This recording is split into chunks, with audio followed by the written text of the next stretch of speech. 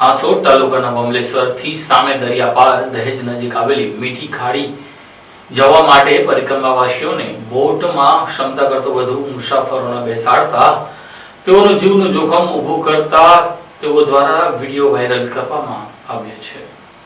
ભરૂચ જિલ્લામાં નર્મદા પરિક્રમા કરતા પરિક્રમાવાસીઓની સુરક્ષાને લઈને ગંભીર પ્રશ્નો ઉભા થયા છે। હાસોડ તાલુકાના બમલેશ્વરથી સામે પાર દહેજ નજીક આવેલા મીઠી તલાઈ જવા માટે બોટમાં મુસાફરી કરતા પરિક્રમાવાસીઓનો એક વિડીયો સોશિયલ મીડિયામાં વાયરલ થયો છે। જિલ્લા પંચાયત દ્વારા આ ઘાટ હરાજી પ્રક્રિયા દ્વારા સંચાલકોને આપવામાં આવ્યા છે, પરંતુ તાજેતરમાં વાયરલ થયેલા વિડીયોમાં બોટમાં મોટી સંખ્યામાં પરિક્રમાવાસીઓ બેસાડવામાં આવ્યા હોવાનું જોવા મળતા સલામતીના નિયમો અંગે ચર્ચા ઉઠી છે। યાત્રાળુઓ પાસેથી આશરે ₹500 ને પગપાળા આવતા પરિક્રમાવાસીઓ પાસેથી ₹250 જેટલી રકમ વસૂલવામાં આવતી હોવાનો પણ આક્ષેપ છે।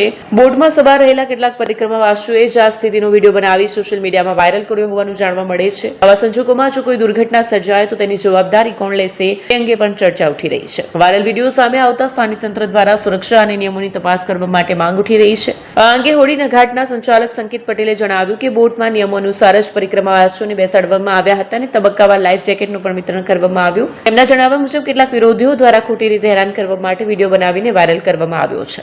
આ નર્મદા પરિક્રમા જે છે એમાં વ્યક્તિ દીઠ ₹500 લે છે, પણ બોટની કોઈ સગવડ નથી કે બોટમાં એટલા બધા વ્યક્તિ બેસાડે છે કે ખરેખર કોઈ સેફટી નથી, કોઈની સલામતી નથી અને અંડસંડ લોકોને બેસાડી દે છે।